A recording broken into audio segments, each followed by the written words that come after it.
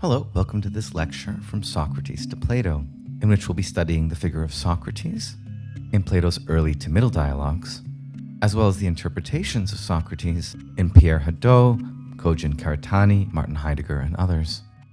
For the first half of the video around, we'll still be concerned with reconstructing the historical Socrates from Plato's literary remains, but as we get into the Phaedrus, the Symposium, and the Phaedo, we'll transition into Plato's own original philosophy. So picking up from our discussion of the topic of piety and religiousness in the life of Socrates in Xenophon's Memorabilia from last week, let's begin this week with a discussion of Plato's Euthyphro. Plato sets the Euthyphro near the entrance to the King Archon's office. Socrates is waiting there to find out why he has been charged with impiety. And Euthyphro is there to charge his own father with murder on highly dubious grounds. The core question of the dialogue is, what is the relationship of ethics and divinity? Do the gods approve ethical action because they are ethical, or because they correspond with what the gods approve? Throughout the dialogue, Socrates asks one very basic and simple question: what is piety, or in Greek, tohosion? And with a very mischievous irony considering Euthyphro's reason for being there, he suggests that any man capable of persecuting his own father for murder, in a questionable situation to boot, must really be an expert on what the gods require. Of course, a definitive definition of what piety is would be very important to Socrates personally, since he's just been charged with impiety but believed he had been very pious. Maybe Euthyphro can help Socrates mount his defense? Of course, this is tongue-in-cheek, since we know from much other testimonia that Socrates has no such intention. I couldn't resist reutilizing a short clip that I created last semester in a lecture on Plato's philosophy of religion, because in my discussion of the Euthyphro there, I was in a particularly pious mood. However, that video was also produced before I got the sound levels right, so please forgive the loud sound levels for about 5 minutes or so. Once that clip is over, the rest of the video is the new and improved production, although perhaps a little less pious. And it's interesting to note that the two definitions of piety in the Oxford English Dictionary seem to represent the positions of Socrates and Euthyphro, respectively, in the dialogue. What Socrates is asking about is the quality of being religious or reverent, what it really is. And Euthyphro's position seems to be more the second definition, in arguing that piety is doing what the gods love, or what the gods command, what is the law of the gods, or the law of God. Euthyphro somewhat unthinkingly takes it for granted there are conventional and agreed upon answers to these questions. Usually you find the word piety in reference to the behavior of monks or priests or nuns or pious people in church devoted to certain actions of prayer or sacrifice, observances of religious ritual and law. Conversely, to be impious is tantamount to behaving in a sinful or atheistic way, or a heretical way, or simply a way disrespectful to religious requirements. The Greek term tohosion here is interesting. It seems that the Greek concept of piety is similar but quite a bit different than the Judeo-Christian one. In the broadest sense, tohosion refers to all those relationships between the world of the gods and the world of humans that ensure proper functioning, that ensure harmony and beneficent connection between these two worlds. Although the sacred and the holy have come to be synonymous in the Oxford English Dictionary since around the 12th century, they do have distinct etymologies. The sacred means something which is charged with divine presence but forbidden to touch, prohibited or interdicted in some sense. And the original meaning of the holy, or its Indo-European root, German heilig, Greek hieron, has to do with the greeting of the divine through ritual. That is, the welcoming hospitality which humans must perform so as to initiate events of divine presence. This makes tohosion in Greek related to hieros or hieron. And lastly, when Euthyphro says that the pious or holy is what the gods love, the word for love here is philos, philai, which means friendship as well, or accord, being in accordance with something. And it's the same word in philosophy, philosophia, friend of wisdom or lover of wisdom. The real question here is, what do the gods or God love? What are they friendly towards, and what do they prohibit? This leads to the basic dilemma called Euthyphro's dilemma and its two horns. Socrates seems to be a typical Greek pagan here, and his position is a protoform of Plato's theory of the forms. Socrates is a pagan because he seems to attribute to nature the capacity to originate the forms, which even the gods are then beholden to. Nature, or phusis, is prior to the gods and earlier than the ages. The gods come into the world of nature and are beholden to its laws. The law of nature is the law of being. We can speak of specific gods, greater and lesser gods. Ultimately, the forms that guide human society and the universe of nature, forms such as the good, the beautiful, the just, the true, transcend any given one god or transcend even God itself, though the gods participate in the higher forms to a far exceptional degree than humans. So where Socrates seems to be pointing Euthyphro is to a sort of naturalism in religion. Nature is eternal and without a beginning, although everything has its beginning from nature. And the gods participate in the forms more or less like humans do, they just do it better. Goodness is goodness by nature, justice is justice by nature, beauty is beauty by nature, and the pious or holy is pious or holy by nature. Opposed to this view and competing with it is Euthyphro's position, and unfortunately Euthyphro presents it without the philosophical subtleties that Socrates presents through asking questions, a quite contrary picture of the world. Although we can make fun of Euthyphro or think that he doesn't do a very good job, and we're sort of edged along in the dialogue to agreeing with Socrates, it is the case that the position that Euthyphro outlines is a very popular one in the history of philosophy of religion. Once you've dispensed with the polytheistic context of Greek religion, and if your philosophical picture of the world is monotheistic and a monotheism in which God creates nature, then the line between what is good, just, and beautiful by nature and what is good, just, and beautiful because it participates in the divine which creates them becomes very thin.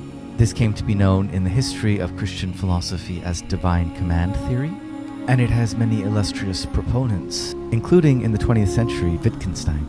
The main problem with the divine command theory goes back to the God of the Old Testament. You can see at times this God is inconsistent, or seems to be inconsistent in his moral commands, and in the Greek polytheistic context, this is even more clearly expressed. Very often, doing pious deeds in accordance with a certain god is a direct impiety against other gods, and the gods themselves in Homeric epic and in Greek religion very often are not in accord. A consistent divine command theorist has problems with the problem of evil in the world, and whether God wills or likes evil. Why such a God would utilize evil towards creating the best possible world, for example, in which humans have free will. Its religion and its morality derive from the will and consciousness of the divine? Or are religion and morality somehow built into nature, such that even what is divine in the world is so through participation with nature? These are enormous questions that the dialogue doesn't answer, but rather poses. At first, Euthyphro suggests that piety is prosecuting wrongdoing, that is, re-establishing the god's justice in the human sphere. But this isn't the right kind of answer, since it focuses on how we should respond to impiety, not what piety is. At this point, Euthyphro suggests that what is pious, or hosion, is what is near and dear to the gods. But he quickly admits that even the gods quarrel over such matters, and frequently at that. Socrates has trapped Euthyphro in swift order and very effectively, for how can the same deed be both pious and impious? In Euthyphro's third attempt at a definition, he says what is pious is what all the gods love. This answer isn't so bad and seems to be a proto-form of Plato's own understanding of piety in the Republic, in terms of the theological unicity and transparency and the goodness of the gods. The conversation is quickly led into a major dilemma. Do the gods love what is pious because it is pious, or is it pious because they love it? The discussion of this question could be the subject of a whole new video. And the question opens already, even in the very way it's framed, the difference between Socrates and Plato. The Euthyphro is supposed to be an early dialogue presenting the actions and questioning methods of the actual Socrates. And yet even here we find Socrates promoting merely through irony and questioning what seems to be a proto-form of Plato's theory of the forms. The third attempt had given us only an external account of the pious in terms of the gods, but didn't tell us what piety itself is as such, i.e., the form of piety. Is this what Socrates really meant by his question? It's very hard to say. It seems certain that Socrates was always on the search for definitions, but are definitions to be taken in the first instance for Platonic forms?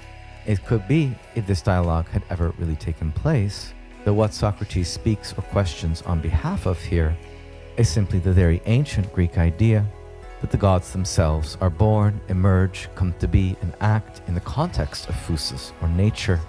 Nature is what makes gods gods and men men. Nature is what makes the good and the unjust unjust.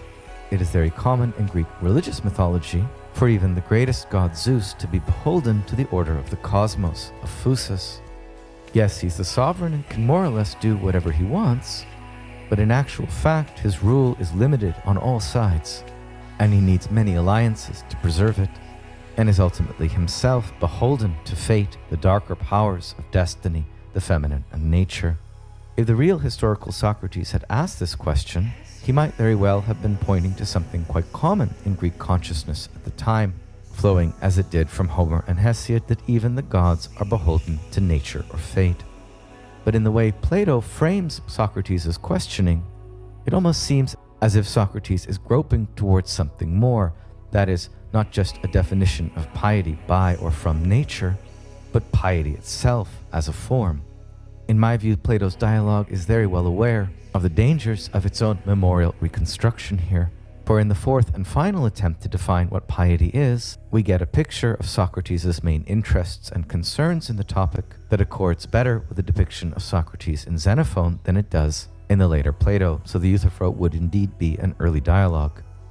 Socrates is interested in piety ultimately not to save his own skin, but because the pious is part of the just, and the just requires service to the gods. Prayer and sacrifice are the service required, and that is why the gods love it. How exactly this Socratic concept of justice is going to be unfolded after the Euthyphro will become the subject of Plato's Republic. Euthyphro at this point fleeing Socrates, for how could his very action be just on the terms of this fourth attempt at a definition? So how shall we sum up the paradoxical character and philosophy of Socrates and what seems to be his animating drive, which is the will to do good? In many places across the Testimonia, Socrates is clear: no one does evil willingly, or in his favorite formulation, virtue is knowledge. Socrates means that if human beings commit moral evil, it is because they think they thereby find the good. If they are virtuous, it is because they know with all their soul and all their being where the true good lies. The philosopher's entire role in Socrates comes to consist in permitting his interlocutor to realize, in the strongest sense of the word, what true goodness and true value really are. If this was who Socrates really was, then how could he have been portrayed in Aristophanes' Clouds as the chief sophist, a buffoonish head of a weird school called the Thinkery, trying to outsmart his creditors and turn the weaker arguments into the stronger, and even suspending himself in a basket in the air and dangling aloft so as to be closer to the heavens to Anaxagoras' mind anew, mingling his rare thoughts with the ethereal air so as to achieve the strictest scientific accuracy, declaiming, "The earth, you see, pulls down the delicate essence of thought to its own gross level." The Athenians clearly did not treat the sophists, who they actually brought in to help them, very well. The reason for their ire against Socrates being complex: his charisma, his association with Pericles and Aspasia, and above all the fact that in dialogue with him he seemed at all times to be able to out-sophist the sophists, apparently for the sake of a little charming fun, but in reality on behalf of the gods of Athens and the will to do good. As Hadot notes, Plato as well, in his Apology, underlines the properly religious nature of Socrates' philosophical quest, assigned as a life mission by none other than the Delphic Apollo. And this was precisely how he defended himself. "The god Apollo sent me, ye Athenians, to prove that you are entirely stupid." This is clearly even a self-caricature, and one designed by Socrates to sway his judges against him. No one could feign ignorance with such a candid air as could Socrates, which is clearly a mark of knowledge and not truly believing that he knows nothing. It is the novelty of Socratic irony leads many admirers of Socrates to posit that he is the first individual and truly sardonic man. And yet there is nothing really new in this Socratic irony we did not already find, at least on a closer reading in Heraclitus. In the case of the life, mission, and death of Socrates, we simply find this irony more frequently and beautifully expressed. How does irony relate to philosophy? How is the ironic a genuine philosophical mode of consciousness, and how will it impact the history of Western philosophy and culture after Socrates? Hadot looks to Socrates in particular for two major themes: one, the care of the soul, and two, an existential imperative. Socrates' ultimate conclusion on how to care for the soul implies the life way of self-knowledge above all. The unexamined life is not worth living. And Socrates' existential imperative is a precursor of the emphasis on the contemplative or theoretical way of life of wisdom we'll find emphasized in Plato, Aristotle, and many other philosophical schools to follow. We are so commonly hoodwinked by stereotypical renditions of the life and teaching of Socrates, we often fail to note his model of the examined life is in fact a religious ideal.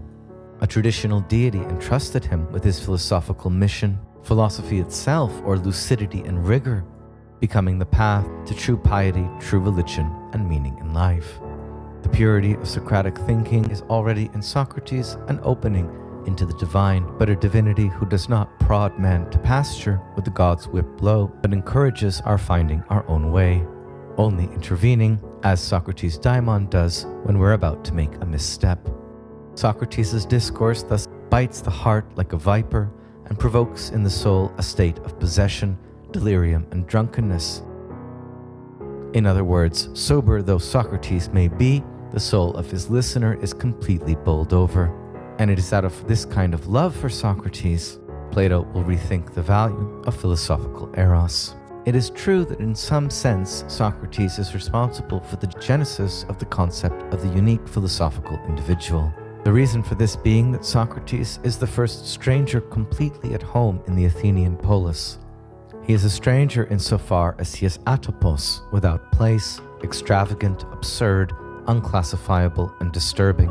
In the Theaetetus, he even says of himself, "I am utterly disturbing, atopos, and I create only perplexity, aporia." No wonder many of his fellow citizens could not help but reject his invitation to question all their values and to break with all the habits and conventions of their way of life.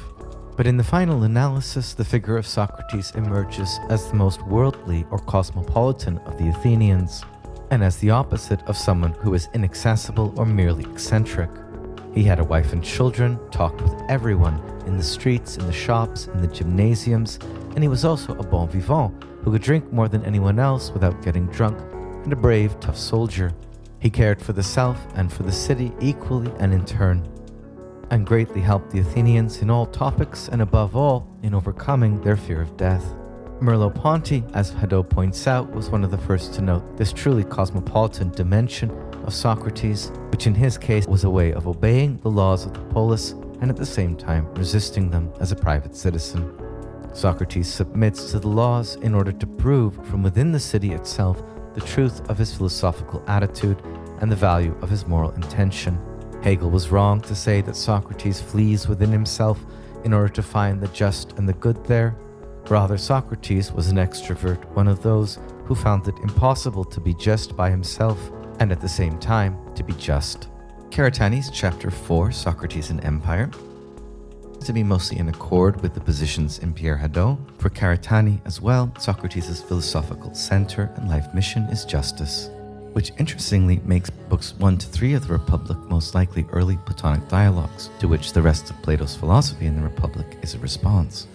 Karatani as well underlines that Socrates' thinking of justice is deeply influenced by Ionian natural philosophy, leading back to Anaximander, and points to the reforms of Solon, the beginning of democracy in Athens, as an attempt to institute principles of isonomia first developed in Ionian city-states. Isonomia cannot be realized with entrenched class divisions, and the reforms of Solon were blocked by the opposition of the nobility. The birth pangs of democracy were many after this point, including the reforms of Cleanthes, followed by a regression into tyranny under Pisistratus. Karatani's point here is that the possibility of democracy itself was realized under tyranny, the deposition of the tyrant bringing about an actual democracy. This interrelation between democracy and tyranny will be important. Looking back on these events, the rise of Athenian democracy occurred during the time of its victory in the Persian War and the ascent of Pericles to leadership. Socrates was a young man during this period, and in Karatani as well as in Darmandangur, most likely a close associate of Pericles and his partner Aspasia. Karatani next points out that the Athenian city-state should be considered more as an imperial power than an empire. For according to Arendt, an empire possesses a principle by which to rule over diverse peoples. Athens did not have this mandate during its period of expansion and colonial rule. It operated according to the principles that the poli were not equal, and an actual empire did not emerge internally from Greece until the Macedonian king Alexander. What this means in the Athenian context in part is that democracy in its origin and birth pangs was always closely tied to slavery. With the reforms of Solon, Athenian citizens were able to escape the bonded servitude that had arisen. However, slavery remained indispensable to the system of Athenian democracy. And this was because its army was based on the mass tactics of the phalanx, using a heavily armed citizen militia called hoplites. It was the success of these military tactics that provided the basis of the ascent of the democratic faction versus the aristocracy. However, in order to be a fully vested citizen, under these conditions of democracy, it was necessary to have slaves. On the sophists, Karatani notes that in a way, Athenian democracy was built on the exploitation of foreigner slaves and other poli. Its leading citizens, freed by the slave system, became a society that emphasized oratory. The Athenians needed the sophists as instructors because although they were politically and economically dominant, in matters of speech and thought, they were more poorly developed. Karatani notes that the reduction of rhetoric to a set of techniques for domination was the view not of the sophist teachers themselves, but rather of the Athenians, what they wanted to learn through the sophists. In other words, the Athenians weaponized the sophists' Ionian and Eleatic inquiry. When we look at the surviving testimonia and fragments of the sophists, we see that they were against slavery and imperialism. Since these things are against nature, in the context of Athenian imperialism, this was clearly a dangerous thought, so the sophists did not openly advocate this opinion. Rather, they chiefly taught practical knowledge and the rhetorical arts, and as a result were regarded as useful but also scorned as mere technicians. The only real difference politically here between Socrates and the sophists is that the sophists tended to avoid placing themselves in compromising positions or interfering or intervening in Athenian politics and customs.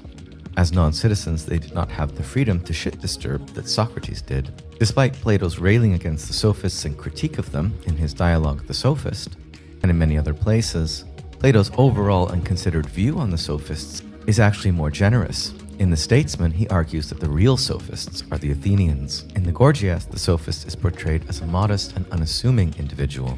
It's the Athenian youth Callicles, under the influence of his teaching, who rattles on with sophistic arguments, proposing in the haughtiest way for the right of the strong and superior.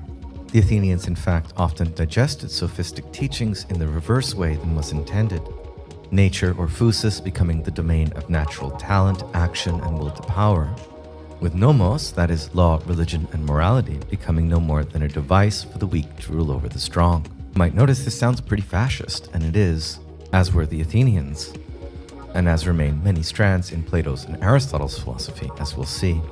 The seizure of power within Athens through the arts of oratory or the trampling of other poli by military power constitutes, for these Athenian sophists, nature, whereas the laws, religion, and morality that suppress this are nothing more than nomos.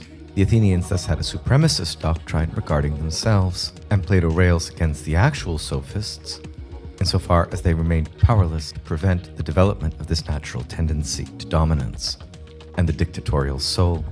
Socrates taught goodness and virtue, not rhetoric, and it was during the period of the trial of Socrates that pro-war demagogues like Cleon and later Alcibiades, a former student, gained the support of the people and led Athens to the brink of destruction, followed by the rule of the 400. Democratic government was re-established in under a year. However, with the final surrender of Athens in 404 BCE, a second oligarchy was established under the supervision of the Spartan army. The charges brought against Socrates occurred under the subsequent democratic government established in 403 BCE. Antius was Socrates' formal accuser. However, in the background lay the prior decades of Athenian political history. This was an extremely complex period. For our purposes here, all that's important is that the trial of Socrates was really an intrigue and a setup. Its real targets were Alcibiades and Critias. Socrates, an erstwhile teacher of them, was charged in their place. The majority of Socrates' loyal followers, members of the democratic faction, were in exile. It becomes clear that the impeachment of Socrates was a political plot. And yet, what were Socrates' own political views? For Karatani, Socrates was neither a democrat nor an aristocrat. What he said and did was a mystery to both these factions. All writers on Socrates assert that he was charged for a crime that had no basis in fact. In fact, it wasn't too long before the accusers were themselves sanctioned. That Socrates was a good candidate to be framed and set up in this way can be partly accounted for by his portrayal in Aristophanes' The Clouds from 20 years earlier. The more fundamental reason for his formal charge as a sophist was that, in the context of Athens, he rejected the value of public life and office. According to him, his daimon opposed his participation in the deeds of the state. Socrates, in other words, was apolitical. The apoliticality of Socrates was offensive to the Athenian sensibility, which virtue consisted in the political ability to manipulate words or logos successfully in the public sphere. At least the ordinary sophists taught the ascendant Athenians the arts of oratory, thus helping them in their supremacist imperium, while Socrates was uninterested and positively critical of all such types of endeavor, creating nothing but disorientation and disturbance of commonly accepted values wherever he went. He recognized no value in participation in the assembly in the courts or in the attainment of power, and the arts he taught were a means of severing one's ties to the public sphere. The charge corruption of the youth refers precisely to this. The enigma or riddle of Socrates for Karatani is that his fight for truth and justice was framed not from a public position, but a private one. The private sphere is supposed to be the apolitical pure and simple. The legacy of Socrates is precisely to make one's private way of life an important part of one's commitment to the polis. And for Karatani, this position makes Antisthenes and the Cynics the true inheritors of the historical Socrates. The Cynics are the major Socratics, as opposed to Plato, a minor Socratic. Cynical inheritors of the Socratic legacy would not gain popularity until the period when the Greek city-states fell apart under the reign of Alexander's empire. According to Laertius, when Alexander stood in front of Diogenes of Sinope and asked him what he would desire, he replied, "I'd like you to stop standing in front of me and blocking the sun." As polis became more and more powerful under the rule of empire, both the Cynics and the followers of Plato were rendered impotent. And in later years, Epicurus, Zeno of Citium, not the same Zeno the Eleatic, but the founder of Stoicism, would appear to inherit the legacy of the Cynics, no longer, however, displaying its provocative character. The Epicureans and the Stoics each becoming conformists to empire in their own way. The portrayal of Socrates we find in Plato, Karatani writes that after Socrates' death, Plato thoroughly pursued just one aspect of the Socratic legacy, that is the idea that one must contribute to the life of the polis in whatever form. The origin of Plato's idealism and politics of the philosopher king are the fruit of the Socrates he created for himself in the wake of Socrates' death. The real opposition between Plato and his teacher is that Socrates would never have himself become a public figure. Neither would he rest content merely with the private. Plato thus seeks the true form of the polity rooted in the idealism of Socrates, but also attempting to put this idealism into practice in a larger-than-life form, the philosopher king. Karatani makes some interesting claims at this point that Socrates' paradoxical public good, rooted in the cosmopolitanism of the private sphere, is pretty much the same thing that Kant says in his famous text, What is Enlightenment? Kant, to be truly public, one must take up a private station that transcends the state. This is quite different than Hegel, in whom the individual in civil society only assumes its true form as a public citizen. Marx inverted this proposition in a way returning to Kant. If people exhibit their real form in a private capacity, there is no need to assume the public sphere. Hence, Karatani reads Socrates as a proto-Marxist. If we dissolve class antagonisms within civil society, the state as a political entity will be superseded. Socrates himself did not have any political position, however, that we can discern. He was not political. but rather ceaselessly cast doubt on the public-private distinction and the values self-evident to the Athenians. It is often said that Socrates is the first to inquire into the basis of ethics, and in so doing he discovered virtue in a space that transcends the distinction between public action and private action. At best, this hints at the model of a civil society where there is no split between one's public and private life. For Karatani, this was not Socrates' idle dream, but rather a social model that actually existed in Ionia.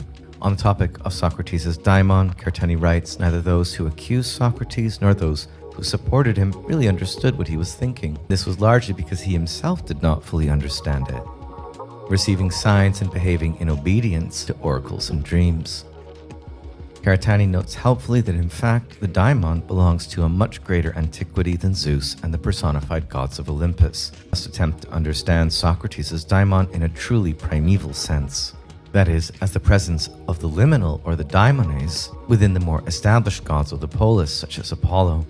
The most significant message or influence from the daimon was the prohibition against action in the public sphere. So what was Socrates' daimon? According to Hegel, we would be mistaken to think of this as a spirit or guardian angel, nor can we simply think of it as an activity of conscience. In other words, the daimon is what should come to conscious reflection, but only does so in the form of the unconscious. What the daimon creates in the life of Socrates is a space where there is no distinction between public and private. This is an Ionian political view inherited into Socrates from his daimon, but he seems to be unaware of its origin and provenance. He admits to studying the Ionian philosophers earnestly in his youth, but underlines that he eventually turned to questions of ethics and the soul. For Karatani, when Socrates separated himself from inquiry into nature, he at the same time inherited the roots of Ionian natural philosophy in his ethics and approach to the care of the soul. This is the matter that he did not arrive at through conscious reflection, but rather through signs from the daimon. Karatani, my sense is that what appeared to Socrates in the forms of signs from the daimon was the return of the repressed, i.e. what returns here is isonomia and Ionian natural thought. On the Socratic method, Karatani connects it to the method of indirect proof in Ionian natural thought.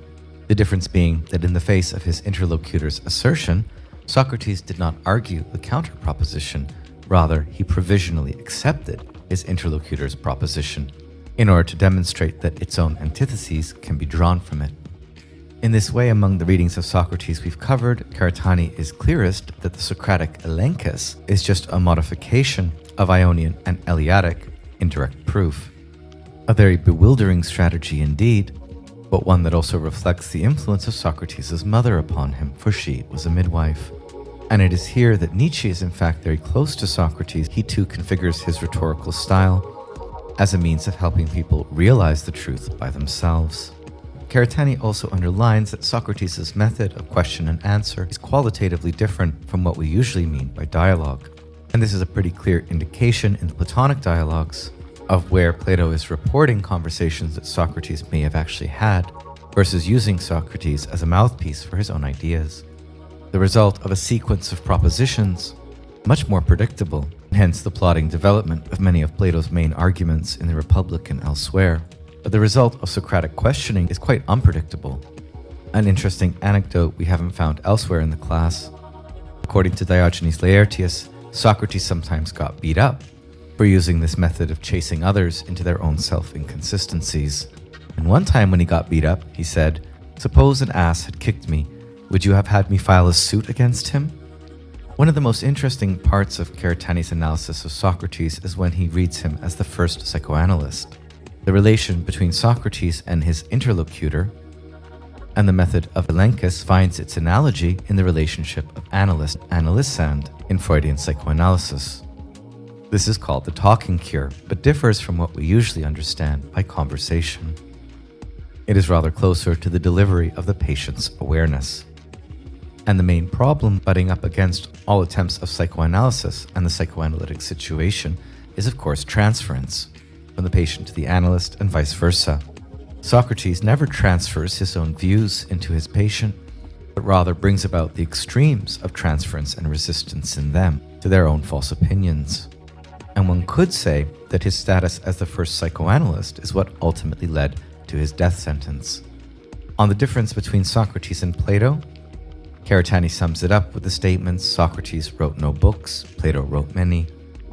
Socrates questioned, Plato dialogued. The negativity, uncertainty, and contingency that characterize the Socratic method are extinguished without a trace in Plato's work. Also, Plato attempted dialogue, almost always with notable others, such as the king of Syracuse, but not anyone and everyone.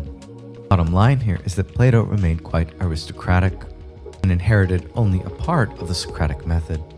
In contrast to Plato, who was nearly sold into slavery after attempting to convert the tyrant of Syracuse into his model of an ideal utopia, Diogenes of Sinope was actually sold as a slave. When asked what work he was capable of doing as a slave, he is said to have replied, "I can rule over people." At another time, he lit a candle in broad daylight and walked around the square shouting, "Are there no human beings here?" Nietzsche picks up this episode explicitly in his madman aphorism, which teaches the death of God, uttered by the madman as a Socrates gone mad, who lights a candle in broad daylight and shouts, "I seek God." For Karatani, these charming interludes we've inherited demonstrate the Socratic method perfectly. Plato was fully capable and often preferred to hold a discourse from the forms, whereas Diogenes of Sinope required a partner for his dialogue. Whether this caused people to look away in shame or brought their scorn, he did not care. He is said, for example, to have been in the habit of masturbating in public, and he announced to the other, "There is no need to hide phusis." Verily, a Socrates gone mad. So let's transition now from the historical Socrates to Plato's philosophy. Our first stop here is Plato's dialogue, the Ion. This is a dialogue in which its status as an early or middle dialogue of Plato's is sometimes contested, because it focuses on the relation of philosophy and poetry and can be considered the first work of literary criticism. In Western philosophy, looking over it and having a general idea is pretty important for understanding Plato's remarks on art and his censorship of artists in the Republic. This dialogue finds Socrates fulfilling his mission from the Delphic Oracle. Recall, the Delphic Oracle had been asked who is the wisest person, and had answered, "It is Socrates," followed by Euripides, the tragic poet. "How could I, Socrates, be wiser than Euripides, who's so popular?" asks Socrates. Part of his mission, you recall, was to seek out experts in every particular field of endeavor, and to see whether the type of knowledge that they possessed exceeded his own non-knowing, whether it was superior in any way.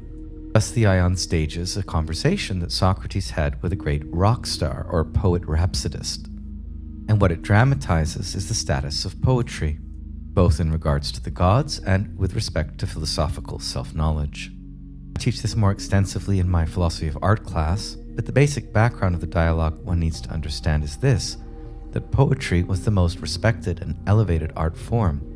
Poetry, or musicae, combination of word, song, and dance, as well as spontaneous interpretation, was considered the most elevated and divine art.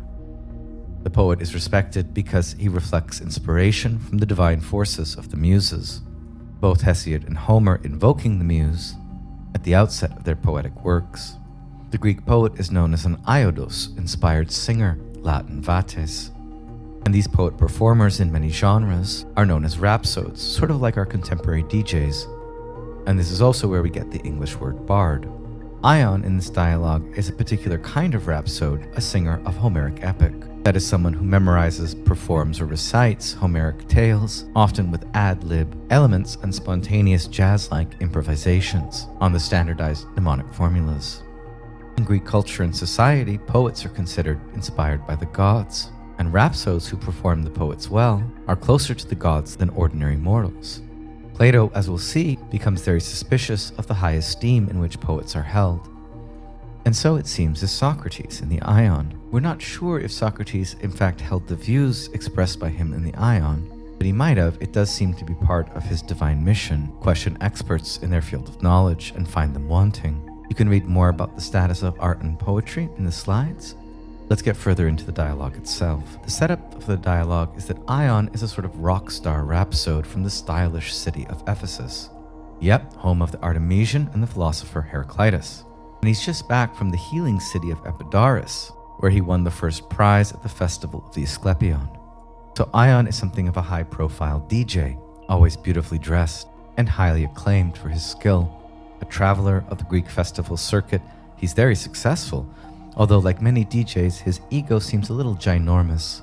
Socrates gets very interested in the question of whether Ion knows anything about the records he spins, or whether he is maybe just good at grooving to Homer. And if so, why does he only like Homer? There's a neat condensed theatrical reading of the Ion on YouTube by 2 theater actors, which I recommend. So the main thrust of Socrates' questioning to Ion is to ask whether the art of the rhapsode or the techne of the rhapsodist as a memorizer or reciter of verses is in fact a techne. Is there any artfulness or technique at all to what Ion does? Or is it not rather that he is under the influence of inspiration, Greek enthusiasmos? At first, Ion admits readily that although the rhapsode ends up singing of many technical things, such as divination, medicine, arithmetic, charioteering, clearly there are experts in those fields whose technical know-how exceeds his own. But he also thinks that there are some arts, such as the art of being a military general, for which the rhapsode is equally or better qualified. Why would this be? Well, simply the power to command the passions of men, which of course is not quite the same thing as strategy. Socrates gets very interested in whether Ion has knowledge of the art of poetry as a whole, or just of a particular poet, Homer, and Ion admits that he just dozes off, goes to sleep whenever any other poet is discussed. How is his special relationship to Homer therefore a techne? If he's relatively ignorant of the genre of poetry as a whole, can his art be considered a type of knowledge at all? At this point, Socrates provides an explanation, which sounds a lot more like Plato than what we've learned of the historical Socrates so far, but may have some basis in his thought and teaching. According to this Socrates, Ion has no knowledge when he sings Homer, but is divinely possessed. And the poet is a winged and holy thing, a modern version of the notion that the genius is akin to madness. It's a divine power that moves you, as a magnetic stone moves iron rings. In the same way, the muse makes some people inspired herself, and then through those who are inspired, a chain of enthusiasts is suspended. The poetic flourishes here leaves no doubt that this is more Plato than Socrates, for the poet Iodos gathers songs at honey-flowing springs from glades and gardens of the muses, and they bear songs to us as bees carry honey, flying like bees, and what they say is true, for the poet is an airy thing, winged and holy, and he is not able to make poetry until he becomes inspired and goes out of his mind. As evidence for the claim, Socrates points to the one-hit wonder song of Tynnichus, basically saying all his poems are crap. But he wrote that one really fine thing that everyone remembers. That one was an invention of the muses. And Tynnichus admits this. Where does this leave Ion? According to Socrates, there are many muses whose powers work by inspiration, not art. One muse sings in dithyrambics, Dionysian ecstasies, another in epics, Homeric stories, still others in encomiums, feast day songs, and others in iambics, songs to Apollo, or paeans. Socrates lays out a schematization here which is developed in Book 10 of Plato's Republic, according to which the true poets are nothing but representatives or interpreters, hermeneutes of the gods. The rhapsodes are at once removed from these, they are the interpreters of the interpreters. Since the true poets are already once removed from the source, the rhapsodes are twice removed from the source. And spectators are the third and final link in the Heraclean chain. And yet, within this interpretive structure for the reception of divine inspiration, all three of true poets, rhapsodes, and spectators are in some sense suspended from and betrothed to the god. Quite beautifully, and so there is an enormous chain of choral dancers and dance teachers and assistant teachers hanging off to the sides of the rings that are suspended from the muse.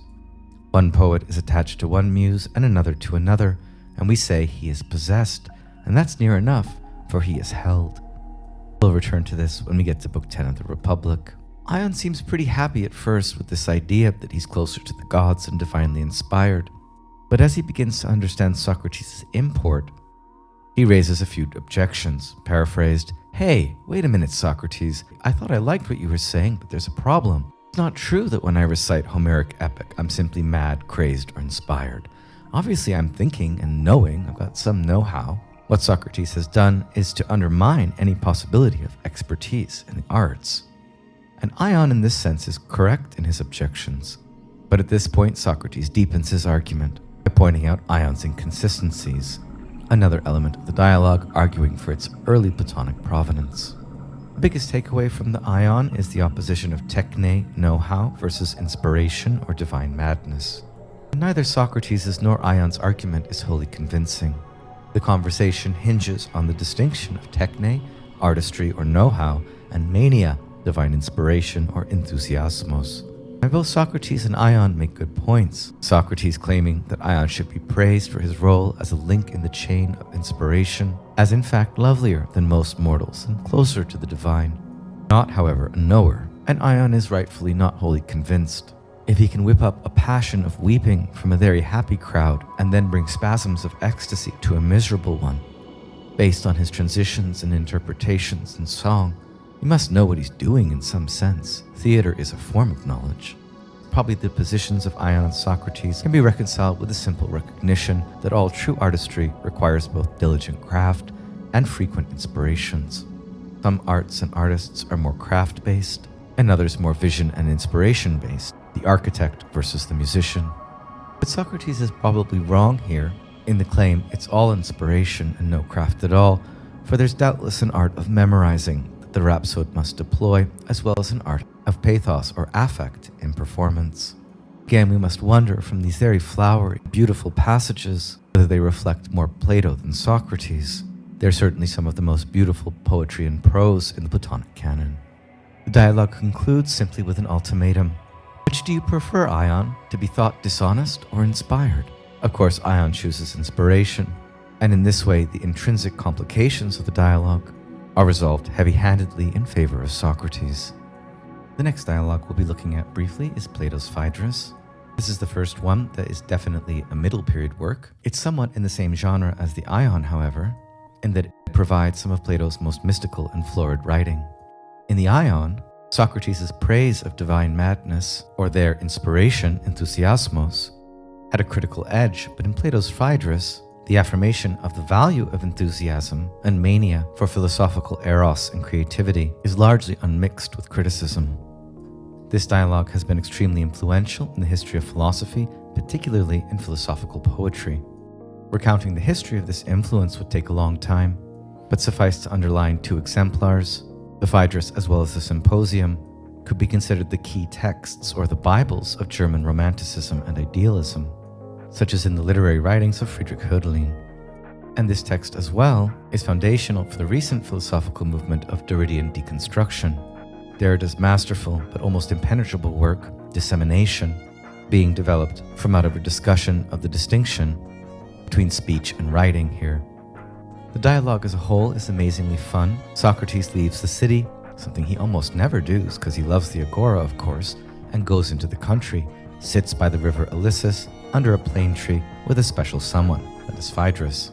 What has lured him into Phaedrus' company under the plane tree or Platon tree is that Phaedrus has in his possession a speech written by Lysias on the nature of love. Socrates is ambivalent about writing, but at the same time sees it as an addiction, indeed as a drug versus spoken discourse, or pharmacon, gift poison. After he hears Phaedrus read the speech, he's pretty appalled at how bad it is, and so he gives a couple speeches of his own. The selection included here is known as the Great Speech of Socrates. Here he's on the edge of speaking in dithyrambics, that is poems to Dionysus. First, he lays out a more in-depth theory of the four kinds of divinely inspired madness versus pathological madnesses, and next he explores the nature of beauty itself and the soul in the afterlife. These parts reflect a sort of mysterious initiation of the soul similar to the initiations into the great mysteries at Eleusis or Samothrace. And so scholars sometimes read Phaedrus for a phenomenology of religious initiation into the mysteries, and as evidence of Plato's own initiation into those mysteries. On mania, Plato or Socrates, we're more confident it's more Plato here, but still not really sure. First defines dementia or anoia as a disease of the soul, which includes both ignorance and madness. However, he underlines that there are two types of madness, one arising from human diseases or pathologies, and the other arising from a divine state, the God-given madness. This latter could be considered a Socratic doctrine, especially since Socrates relays similar notions in the Ion. In the category of divine madness, Plato relates four types: mantic, tragic, bacchic, and erotic. Each is divine and gives enthusiasmos, that is, the presence of divinity in the mind of the possessed. The possessed is called entheos, engodded, full of God or the God in him. The only place in contemporary English where this word comes up is in entheogen, the new word for psychedelics. The possessed was also called menomenos, enmadded, and might be a prey of frenzy. On prophetic mania, Socrates' Plato here points to the prophetess of Delphi, who is out of her mind when she performs a fine work for all of Greece. Little or nothing of great artistic or cultural value is accomplished by sane people, we learn here. And within prophetic mania, Plato also includes the arts of augury and divination, which bring intelligence and history into human thought. This accords with the depiction of Socrates and Xenophon to a large degree, although it definitely more emphasizes the divine aspects of madness. The second type of madness is the tragic one, which occurs when great plagues trouble and beset certain families or ancient houses because of their guilt for ancient crimes. The prototypical example is the house of the Labdacids, the Oedipus family. Aristotle as well points to tragic mania as a root for the genre of Greek tragedy, noting in the Poetics that there are a small number of houses in the tragic universe, and that these houses are both exceptionally blessed and exceptionally cursed by the gods. This type of madness, according to Plato, discovers mystic rites and purifications of the soul, the kamoi of Empedocles, and brings relief from present hardship and helps humanity to better understand its place in the cosmos. From this alone, we can surmise it's not the tragic as such as a mode that Plato is against, but rather the form it takes in the Greek tragedians. The third type of madness is the very one discussed in the Ion, Bacchic or Poetic madness, from the god Dionysus. This kind of madness comes when the muse takes possession of a tender fledgling soul and awakens it to Bacchic frenzy of songs and poetry, glorifying the achievements of the past and teaching them to future generations.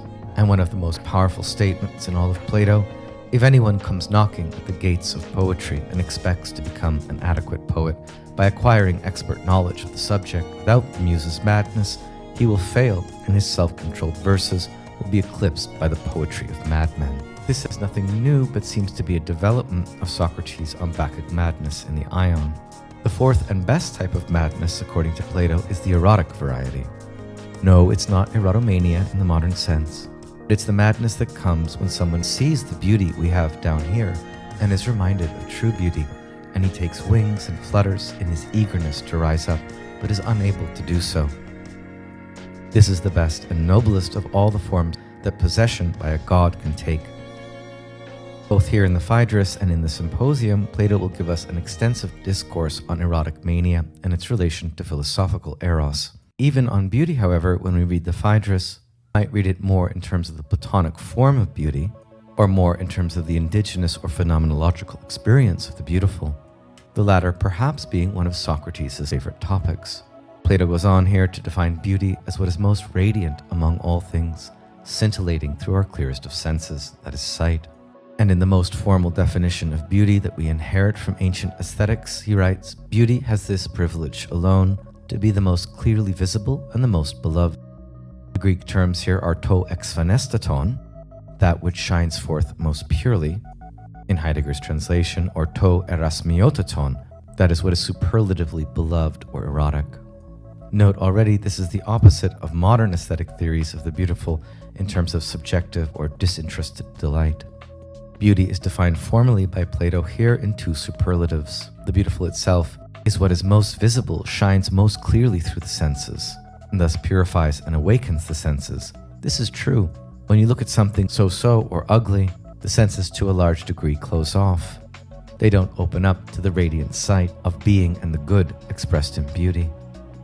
And beauty is what we love, not just for its own sake, but because of how it makes us feel, how it affects us.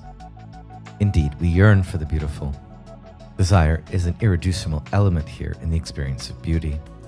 In answer to the question, where is beauty in the beautiful? The answer is, it's in the beautiful object and the mind that contemplates it. So beauty is already in two places for Plato. Students love the saying that beauty lies in the eyes of the beholder. So cute. Actually, Plato said it.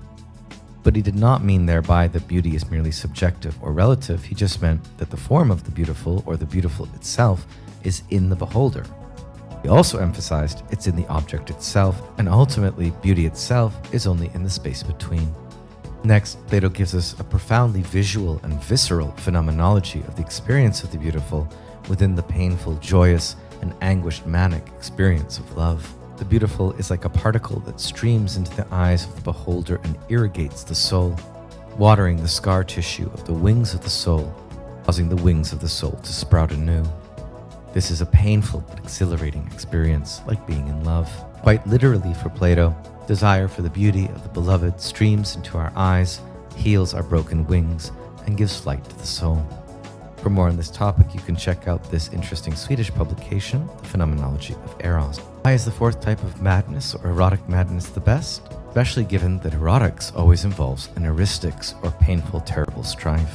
The beloved yearns for the beauty of the lover but cannot possess it wholly, and this drives the lover to madness. The soul that is smitten with desire for the beautiful seethes and throbs and teethes. The soul's wings grow, but in anguish and helpless raving. This experience is valuable for Plato because it is preparatory. Mortals cannot be immortal. They cannot travel permanently in the chorus of the gods. But in the experience of the beautiful, eternity and a yearning for immortality shine through, which prepares the soul to graduate to higher desires, ultimately overcoming its challenging ordeals, those that drove it to madness, and embracing philosophical eros as leading to equanimity and the experience of true beauty. Next up, the Symposium, again a book whose influence on the history of humanity cannot be underestimated. Just imagine a whole treatise on the nature of love by the so-called founder of Western philosophy himself. Again here, there's Xenophon's version of these events, these conversations, his Symposium, and again tracing the influences and resonances of this work throughout the history of philosophy, the arts, and poetry would be the subject of a whole course. The setup for the work is a Greek dinner party, which Socrates was in attendance and of course gave the best speech about love. When did the events recounted from the Symposium occur? We're not sure exactly, but given some of the hints, and although this is a middle dialogue of Plato's, it may refer to an event that occurred very far back, which Plato only heard about rather than attended. So there could be traces here of the younger Socrates, middle-aged rather than older Socrates. In part, we know this because of the speech of Alcibiades, which I covered last week, praising Socrates and his charismatic effect. This could only have occurred during the period of his tutelage under Socrates, likely well before the devastating political events to follow and his trial. Greek symposia were very entertaining affairs, full of all the luxuries provided by the wealthy Athenian imperium. Grains were minimized and relishes abounded. This is the distinction in Greek eating practices between seton and opson, or staples and relishes.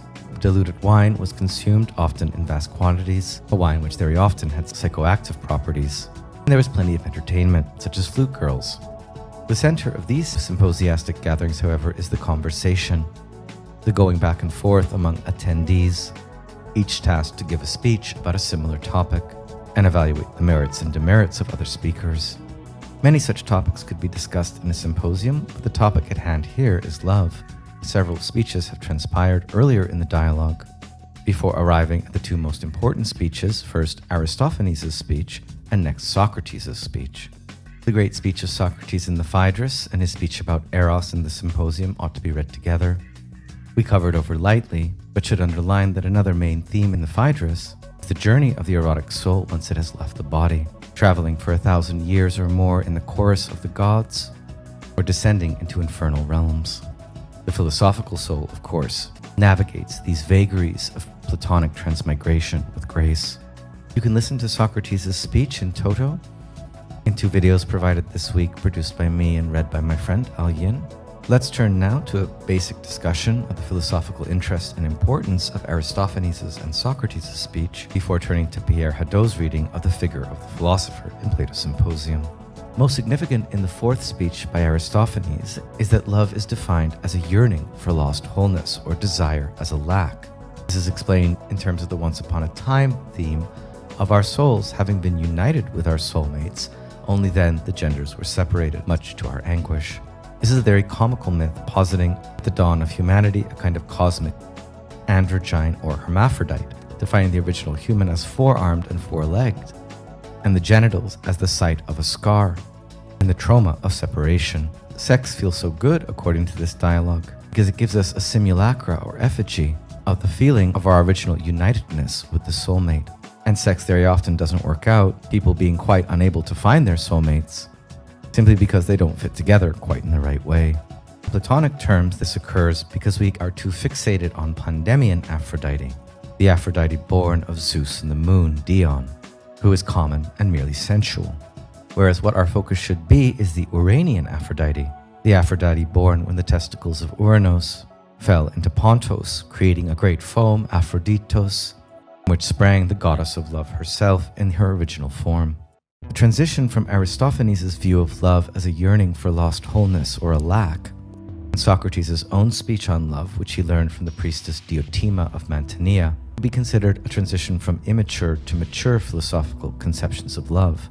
Although, of course, Aristophanes' speech is still very attractive and interesting to us moderns, raised as we are on the myth of romantic love, the soulmate, the eternal marriage, and the sense of being alone or fragmented and needing a partner to complete you. In terms of their influence, it is significant that the Aristophanes speech has had the greatest impact on earlier psychoanalysis, such as in Freud in Civilization and its Discontent, when he defines Eros as a partnership between two, in which the third is always an irritation or annoyance, thereby underlining the self-sufficiency of the lovers to complete each other, and the negative erotic influence of the child, as well as in Lacanian psychoanalysis, where desire is as well defined in terms of lack. In more recent psychoanalysis and literary criticism, it's Socrates' great speech learned from Diotima that takes center stage. We must rethink love out of these romantic myths of nostalgia and into the triangulation of love, and the fact that desire is rooted more in the desire to procreate spiritually and through the body, and is rooted less in lack than the desire for self-augmentation. A major question we must pose to the dialogue is, who is Diotima of Mantinea? And why does Socrates recollect what he learned about love from her? Recently, Darman Dangur has proposed that Diotima is a conceptual personae for an actual person, Aspasia of Miletus, a prominent hetaira, and partner of Pericles in the Golden Age of Athens. Here you see the Aristophanes myth, whose influence continues to be felt, as discussed, and also in Carl Jung's idea of the union of opposites, the mysterium conjunctionis, and thus the syzygy. Socrates is often portrayed as a satyr or Selene figure that is a member of the Theosos of the god Dionysus, of course, in his case under the protection as well of both Apollo and his daimon. Satiric elements of the character of Socrates come out in full force in the Symposium. He drinks everyone under the table, gives the best speech about love, and stays awake the longest, meditating all night in communion with his daimon, the last man standing at the feast, so to speak, before going about his daily business as normal without a wink of sleep. A real marvel and the definite life of the party. Now Diotima, or perhaps Aspasia, gives through now Socrates as a mouthpiece a very interesting discourse on the nature of love. Most people say it's completely beautiful and completely good, but she begins, it's neither beautiful nor good. This immediately causes us to shudder. Surely love can't be ugly and bad. No, not that either, but love might be in between the beautiful and the ugly, the good and the bad, just like good judgment is in between wisdom and ignorance. First common prejudice refuted. What about the second, that love is a god, in fact a great god, in Hesiod, one of the three ungenerated deities, alongside Chaos and Gaia?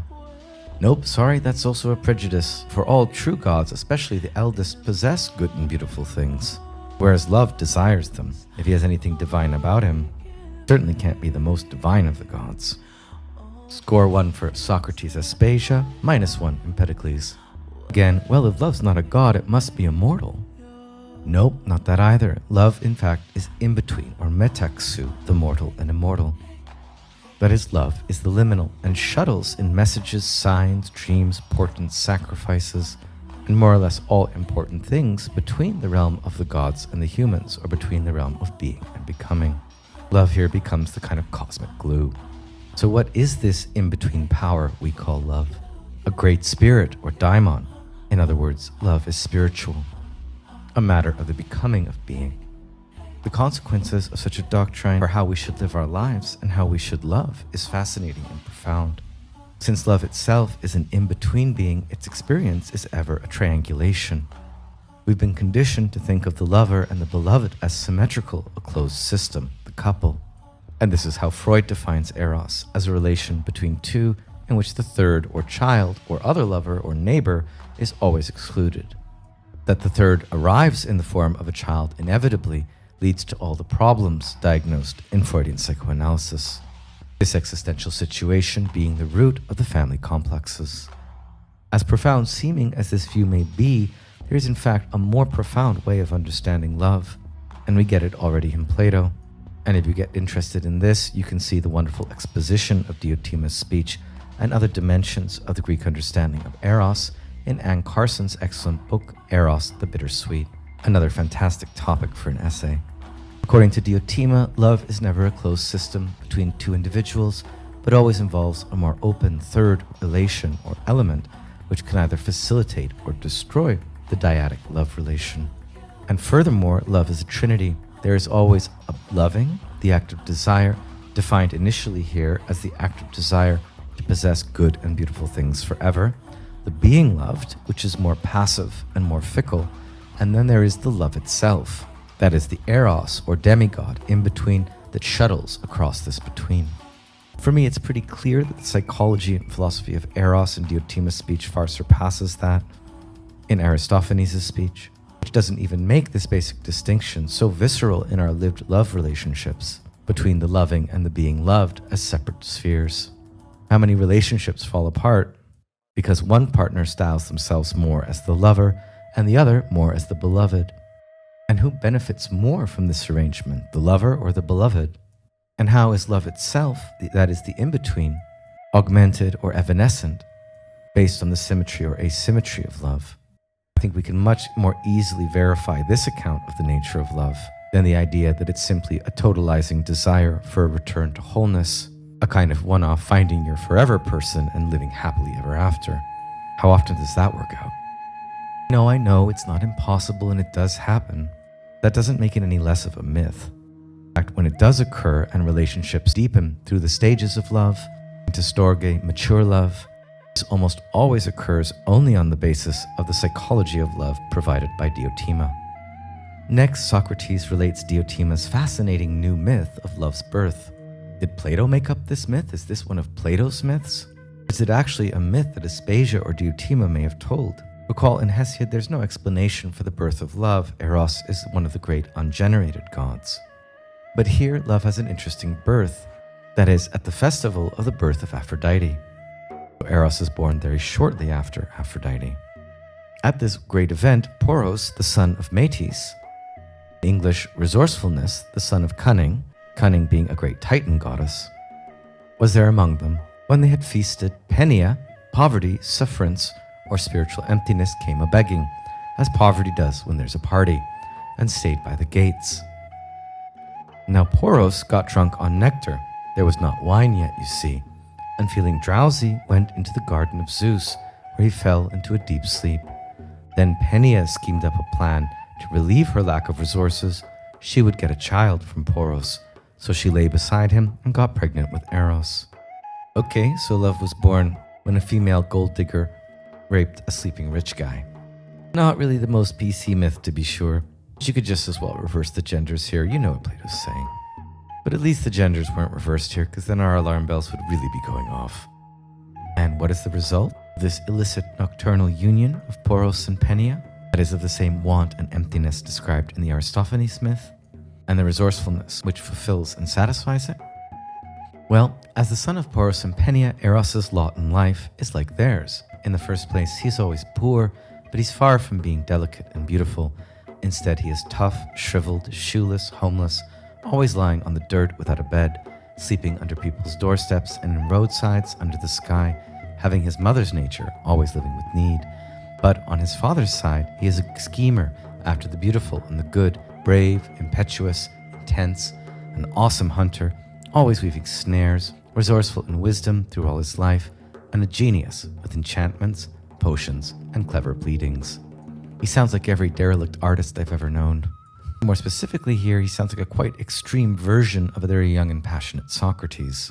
Maybe the Socrates before he married philosophy? Again, the gender roles here are a bit hard to swallow.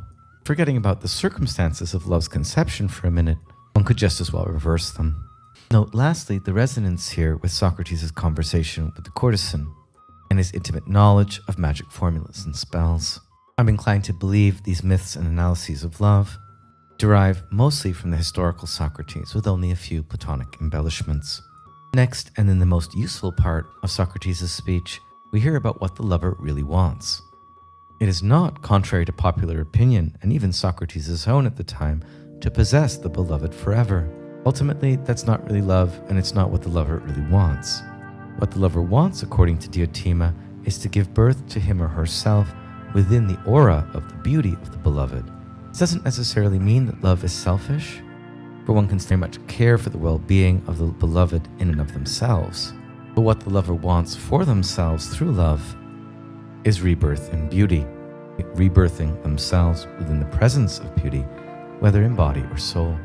Summed up at 206b, love desires self-reproduction and birth in beauty. Notice that according to the terms of this definition of love, love is essentially artistic and concerned with remaking and recreating the self and the world within the image of the most beautiful as that which shines forth most radiantly within the world. We are all pregnant and therefore potential creators or poetes, according to Plato in this sense, and we need the experience of love to give birth. Here we find a core underlying tenet of Socratic midwifery. Next, Diotima provides through Socrates and Plato the famous ladder of love. At first, youths love beautiful bodies, then beautiful souls, then beautiful activities, customs and law, nomos. But as the soul matures in its appreciation of beauty, it comes to love the beauty of knowledge. First, particular forms of knowledge, and then the great sea of beauty. That is philosophy. And finally, and here we see something almost definitely from Plato, the soul turns to love the form of beauty itself, which is absolute, pure, unchanging, by itself and with itself. And only at this stage can one move beyond images to give birth to true virtue. Back to Socrates. Note, we're all familiar with the idea of Platonic love as either innocent love or let's just be friends, and thus as a kind of spiritual love purified of sensual desire. This dialogue speaks nothing of the sort. Yes, love can be spiritualized, but only through the sublimation of sensual forces, depth of these sensual forces defining in the long run the height of the spiritualization of love. This is a truth known not only by Plato, but also by the great Christian mystics, such as Hildegarda of Bingen or Saint Teresa of Avila. Diotima's ladder is often summed up as the transition from lust to morality and knowledge. Sounds like a great ladder we should all wish to climb, and a great party too, happening in a celestial sphere, as we see on the left here in a painting by William Blake. In conclusion, Eros and philosophical Eros is defined in the Symposium as the closest we get to fleeting immortality while in embodied form. And what it expresses is not our lack per se, but our desire to reproduce ourselves in the view of the beauty of the beloved, either in body or soul, and graduating through stages such that the beloved becomes what is most worthy of erotic love, ultimately the form of beauty. Pierre Hadot helpfully notes that the terms philosopher and philosophy are most defined in the Symposium in all of ancient philosophy. And this occurs not just in Socrates' speech or Diotima's, but also Alcibiades' praise of Socrates after. Socrates is depicted throughout as both Eros itself and the philosopher. The closing lines of the dialogue: only Agathon, Aristophanes, and Socrates had stayed awake, drinking from a great cup they passed from right to left. Socrates was conversing with them. He was gradually forcing them to admit that one man could compose both comedies and tragedies. Aristophanes fell asleep first, and then Agathon. When the sun had already come up, Socrates got up and left. He headed in the direction of the Lyceum, and after performing his ablutions, he spent the rest of his day just as he would any other. Last man standing indeed. On this passage, Hölderlin sings, "To each his measure. The weight of misfortune is heavy, but happiness heavier still. Yet there was one sage who stayed lucid at the banquet from noon until the heart of night and until the first glimmer of dawn." And Nietzsche, he went to his death with that calm which Plato's description attributes to him when, last of all the guests, he left the banquet at the first glimmer of dawn to begin a new day, while behind him, on the benches and the floor, the sleepy guests remained behind to dream of Socrates, the true eroticist. For the young people of the elite, the dying Socrates became the new ideal, never before encountered. A few other details, helpfully underlined by Hadot, which we haven't covered yet. He'd actually bathed and put on shoes before coming to this banquet. As to the definitions of the term philosopher and philosophy in the dialogue, Hadot notes that this is a highly logical conceptual division. The philosopher is not a sage and therefore a non-sage, destined never to fully attain wisdom, a lover of wisdom, philosophia. Among non-sages, however, philosophers are distinguished by the consciousness of their lack of wisdom. They are not at home either in the world of the senseless people or in the world of the sages. And thus, in this dialogue, the etymology of the word philosophy becomes the very program of philosophy. Hadot calls this the philosopher's infinite quest, noting that like Kierkegaard, the Christian, who wanted to be a Christian but knew that only Christ is a Christian, the philosopher knows he cannot reach his model and will never be entirely that which he desires. Plato thus establishes an insurmountable distance between philosophy and wisdom, giving rise to so much in the Western tradition, such as Pascal's dictum, "You would not seek me if you had already found me." Socrates, like Eros, reveals to mankind something of the world of the gods or the world of wisdom. He is thus like those statuettes known as selenoi figures that seem grotesque and ridiculous from the outside, but reveal statues of the gods when they are opened up. Importantly, the other philosophical schools at this time and even afterwards did not have such a precise doctrine on the relation of philosophy and wisdom. In general, wisdom appeared as an ideal which guided and attracted the philosopher, to be sure. The impact of this precise doctrine is immeasurable. Contrary to popular opinion, the idea was even still alive in Kant, and his understanding of philosophy as infinitely approaching phenomena, never able to attain the noumena. I don't normally think of Kant as a great eroticist, but in the realm of the concept, he definitely was. What philosophers and professors of philosophy have very often least retained from the model presented in the Symposium are Socrates' consummate irony and humor, above all as seen in the image of the dancing Socrates in Xenophon's Symposium. In the first instance, as Hadot underlines, love and philosophia are a desire for fecundity, to immortalize oneself by producing, thus affirming life. Under Plato's tutelage, this becomes the practice of the highest form of intelligence, which consists in self-mastery and justice, as exercised in the organization of cities and other institutions. And this is why Plato founded his own institution, the Academy. In light of the Socratic project of philosophical Eros and the cultivation of the philosopher, the educative project of Plato's Academy could be understood bestowing spiritual resources and impregnating minds towards the goal of human happiness and flourishing. Hadot cites Robin, the fruitful soul can fecundate and fructify only by its commerce with another soul, in which the necessary qualities are recognized. Hadot thus defines Plato's Academy as a loving institution where daily interchange, life in common, spiritual ends, and an indefinite future lead to the continuity of tradition. Philosophy can be carried out in its fullest form only by means of a community of life and a dialogue between masters and disciples within the framework of a school. As Seneca wrote, "The living word and life in common will benefit you more than written discourse," or as we might now say, online learning. Plato's was not the only school of this type at the time. Antisthenes, Euclid of Megara, and Aristippus of Cyrene founded schools in the same period, as did Socrates. But Plato's school was likely the best. Its name derives from the fact that school activities took place in meeting rooms located in the gymnasium called the Academy on the outskirts of Athens. You can visit the archaeological site of Plato's Academy in Athens today, concurring very much with Karatani. Hadot defines the curriculum of the Academy as Socrates plus Pythagoras. From Socrates, Plato got his dialectic method, his irony, and his interest in the problem of the conduct of life. From Pythagoras, he inherited the idea of education by mathematics and the possible application of these sciences to the knowledge of nature, as well as the idea of a community of life among philosophers. Wouldn't it be great if institutions of higher education were still like this? Hadot also notes that unlike Socrates, whose intention was simply to make people better, cultivate a better way of life, in the private sphere and unaffected by all the things that people waste their time on, such as vying for power in the polis, Plato's intentions were political, believed in the possibility of changing political life by means of the philosophical education of men who were influential in the city.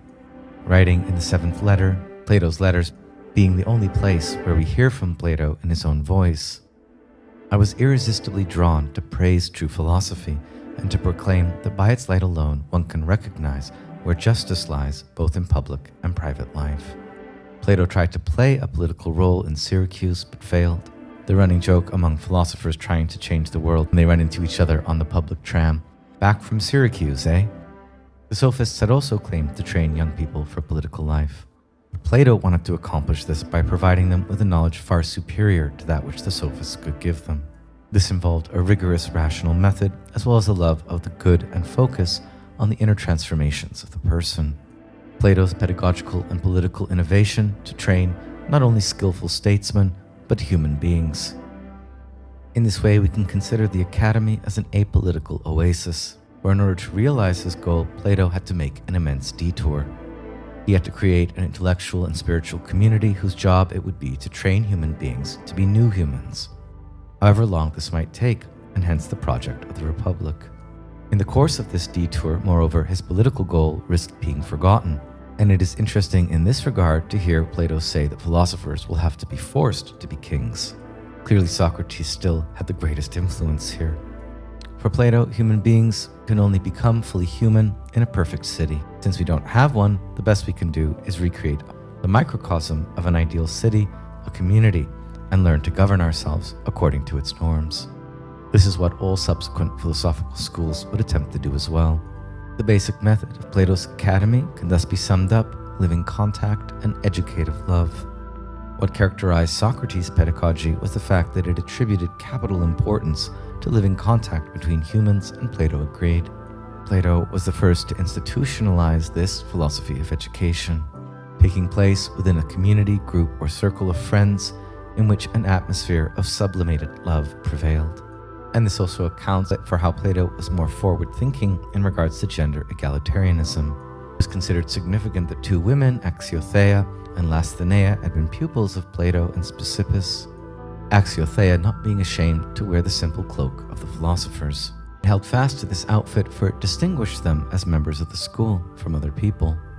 From later doxographical traditions, we can infer that in addition to discussion, classes, scientific work, group meals were also part of the curriculum. In the plaque above the doorway to the academy, we read, "Let no one enter here who has not learned geometry." Geometry and the other mathematical sciences were crucially important in training, but they represented only a first stage in the training of the philosopher. We might also wonder what Plato meant by geometry here, considering mathematical sciences are something that the school in fact teaches. So why tell students to go away if they haven't learned it yet? Perhaps geometry here has a twofold sense, not just plane and solid coordinate systems, but rather geometros, the measure of the earth. Within Plato's academy, and this was a bit unlike the Pythagorean communities, arithmetic and geometry were practiced in a totally disinterested way. But like in the Pythagorean communities, the intention was to purify the mind from sensible representations, that is, to awaken the capacity for ethics and knowledge of the forms. And these academicians, in fact, laid the groundwork for Euclid's elements of geometry. It may be probable that dialectical method and rigorous argumentation were not taught to those until they reached the age of 30 to 35. Within this form of argumentation, a thesis was proposed, an interrogative proposition, such as, "Can virtue be taught?" One of the two attacked the thesis and the other defended it. And there was often a mediator or moderator, an interrogator who had no thesis, but rather emulated the style of Socrates. This model for the discussion of the thesis, consisting of thesis, antithesis. The third position was to constitute the principal form of teaching until the 1st century BCE. And yep, this is why all your professors still ask for a thesis statement. As a pedagogical tool, dialectics was ultimately not about getting it right, but about self-transformation. Still less was it a matter of combat between two individuals, an agon, and certainly bore no resemblance to the sophist rhetorical practice of making the weaker argument appear the stronger.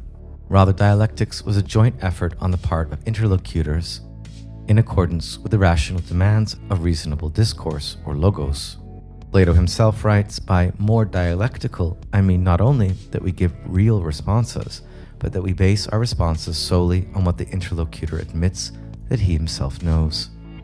In this way, philosophical dialectics becomes the movement by which the individual transcends himself towards something that lies beyond him. And for Plato, this something was the logos, As in Parmenides and even Heraclitus, thought and discourse are the same. The good life is the philosophical life. To live philosophically means to turn towards the intellectual and the spiritual, and to carry out a conversion in which the whole soul, that is to say, the whole of mortal life, is involved. In Plato's view, the most essential choice we ever make is the choice of a philosophical way of life. And we'll see this confirmed by the story of Air at the end of the Republic. In the 7th letter, Plato underlines that the path that we must decide to follow, the philosophical path, is the wonderful path.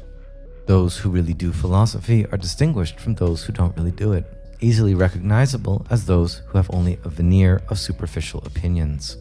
Living every day in such a way as to become master of ourselves as much as possible requires us to engage in the spiritual exercise known as philosophy. And in the final pages of the Timaeus, Plato affirms that we must exercise the superior part of the soul, which is none other than the intellect, in such a way that it achieves harmony with the universe and becomes assimilated to the deity. On sleep and dreams, Plato sounds quintessentially modern when he mentions how unconscious drives revealed to us by dreams are terrible and savage, revealing dark parts of the soul which lust for murder or rape. The task of the philosophical life is a preparation not only for death or the forms, but as well for good sleep.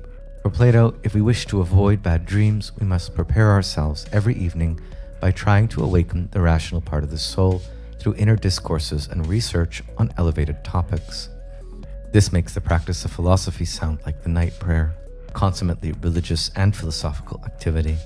We should also devote ourselves to meditation, which will calm our desire and anger. If we do all this, the end result will be that we don't sleep too much. People should only sleep as much as is useful for health, but this amount is not large once it becomes a habit. The most famous spiritual practice of philosophy in the Platonic legacy is philosophy as an exercise of death. Here Socrates declares that a man who has spent his life in philosophy necessarily has the courage to die, since philosophy is nothing other than the care for death, the melete thanatou. Why exactly is philosophy a practice for death? According to René Shire, corporal individuality ceases to exist the moment it is externalized in logos. So even as we do philosophy, that is, universalizing our understanding and generating the concept, we are already dying innumerable little deaths. In Bruce Parnan, language develops only upon the death of individuals, for there is no change in language without the unsaid and the unspoken, the meaning that death whisks away, and which new life constantly attempts to account for. Death in this way not only spurs the development of language, and there are many deep books on this, such as Agamben's Language and Death, but death also inaugurates history. In the Republic, philosophy entails great-mindedness, that is, the entire totality of the human and the divine sphere, as opposed to small-mindedness. Even the philosopher, for whom philosophy is preparation for death, is not necessarily anti-worldly or life-negational, although this is the direction that some of Platonism under Christianity would go.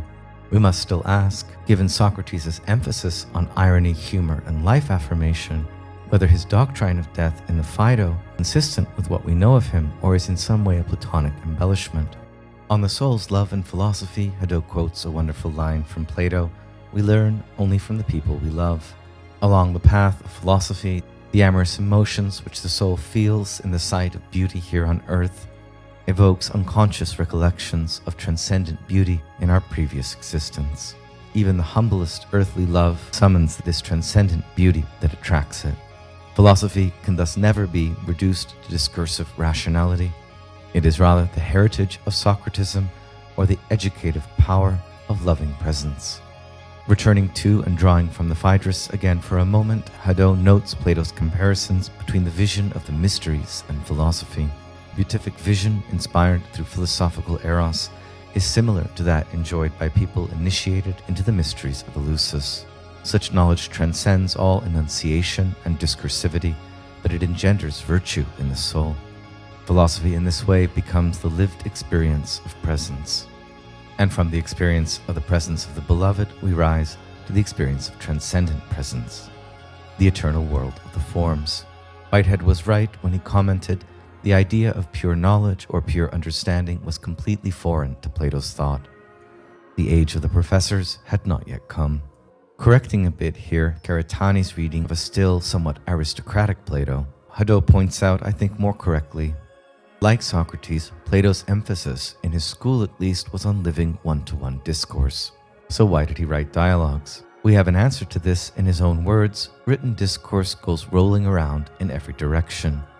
His dialogues can be considered as works of propaganda, decked out with all the prestige of literary art and intended to convert people to philosophy. Axiothea was one such convert. After reading the Republic, she immediately came to Athens to become Plato's student. In a very early 4th century BCE biography, by composing his dialogues, Plato exhorted a mass of people to do philosophy, but he also gave many the opportunity to do philosophy in a superficial way. I suppose the dilemma of contemporary philosophy departments in regards to public education was not in fact completely foreign to the Platonic Academy. The most difficult thing in studying Plato is to realize we don't in fact have Plato's philosophy, only his dialogues. As Hadot writes, in the last analysis, all historians are obliged to admit, for different reasons, that the dialogues are an imperfect representation of what Plato's doctrine may have been. They fall short of the Platonic philosophy and transmit to us only a limited and impoverished image of his activity within the academy. The dialogues are still helpful, however, as Goldschmidt comments. They are written not to inform people, but to form them. And sometimes they do have a doctrinal content, but their true function is pedagogic. This pedagogic function, forming human beings and instilling normative values in the approach to the forms, is clearly expressed in the Parmenides and Sophist, which deal with the conditions on which dialogue itself is founded. There we read that all dialogue presupposes the prior choice of the good, assuming it can be found, and the existence of some normative values that are shared.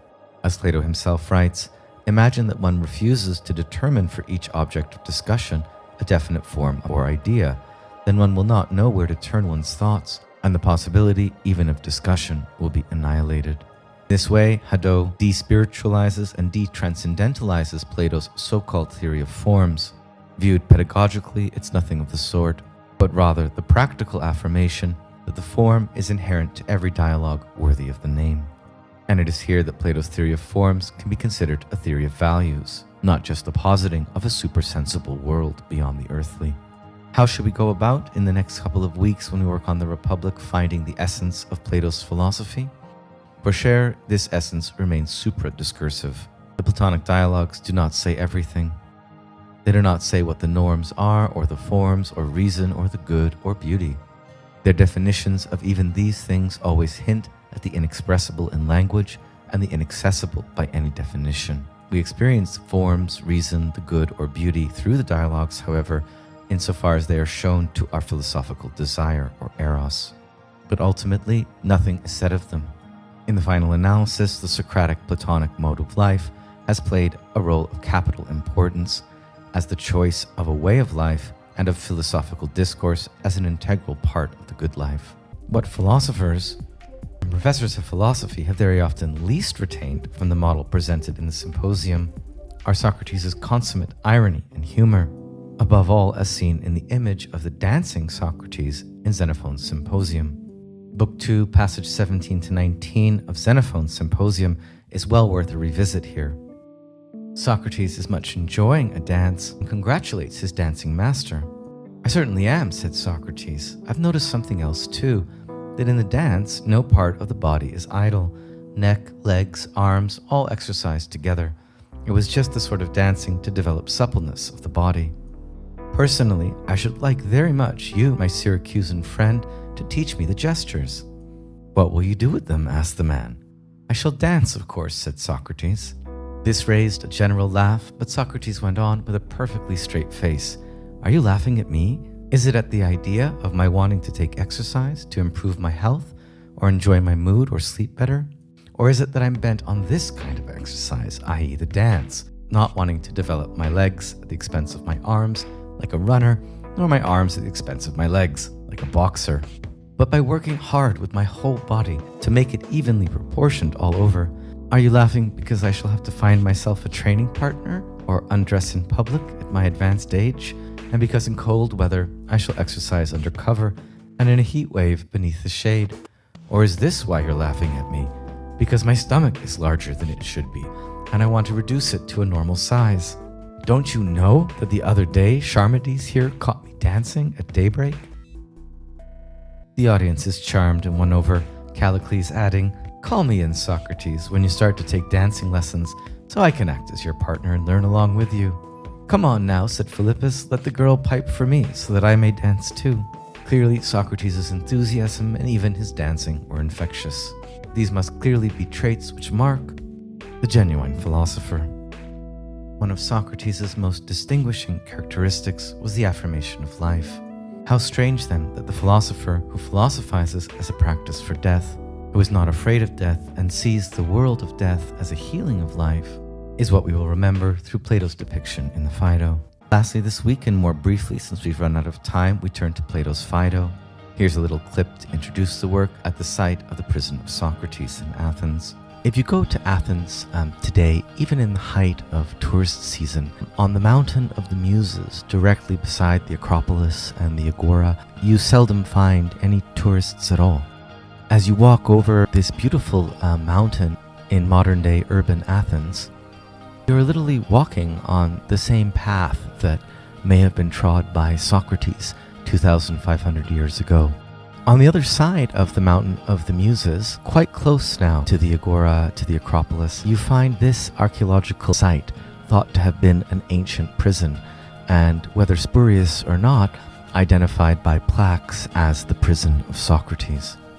This is where the philosopher who caused so much commotion, apparently, spent out his final days talking to his friends, and where eventually he drank hemlock after giving the most beautiful day-long speech on the nature of the soul and how there is nothing to fear from death, and how philosophizing is merely the preparation for death that the world has ever heard.